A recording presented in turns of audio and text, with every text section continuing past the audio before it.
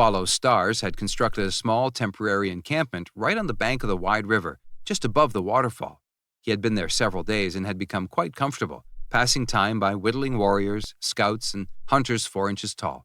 He had carved one runner. He smiled when he saw Wander's Far approach his camp. He knew that Wander's Far would get there first. Follow Stars had visualized Wander's Far's arrival, and his smile broadened as the boy got closer.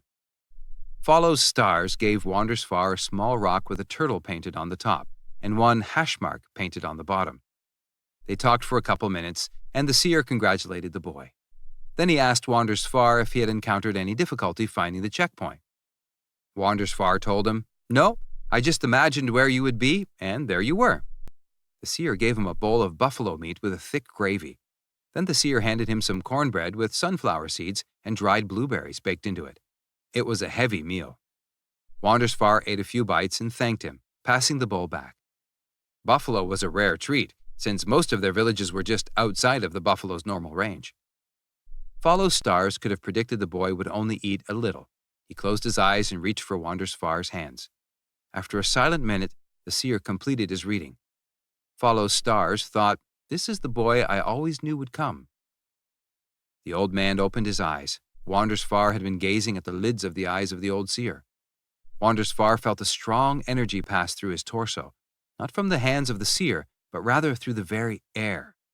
It was a happy, comforting feeling of connectedness, not just to the current time and place, the man standing in front of him and the task at hand, but to humanity throughout the ages past and those yet to come. The seer asked the boy, "Did you see anything?"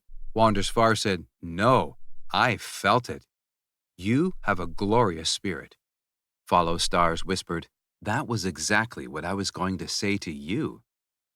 A couple of silent moments passed, and the seer released the boy's hands.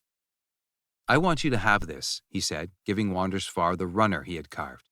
It looked just like the boy, only a year or two older. The whole visit lasted 10 minutes. After he said goodbye to the seer, Wander's Far stood facing the great roaring waterfalls. For 90 seconds, he soaked it in. Wander's Far felt that he had stayed too long as it was. He was only halfway finished. He took a quick drink of water and was back on the trail, again passing the men who had stopped to rest at the river, without them even knowing he had been there. Wander's Far wondered what they would think when they discovered that rock number 1 had already been taken. He chuckled at the thought and walked well past dark, again reaching the abandoned lean-to that he had slept in the night before. Only that night, it wasn't abandoned. It was full of sleeping racers. Wander's Far quietly found an unoccupied corner and quickly fell asleep. All of the racers were up early on the 7th morning. A good night's sleep had done them all a lot of good, and they were in high spirits, expecting to reach the great roaring waterfalls later that day. They noticed that Wander's Far had caught up to them and congratulated him on his persistence. They hadn't expected him to make it that far, figuring he would have turned around for home way before that point. When everyone was ready to continue, they all started down the path toward the checkpoint. Wander's Far headed the opposite way. "Giving up this close to the checkpoint," one of the younger men chided.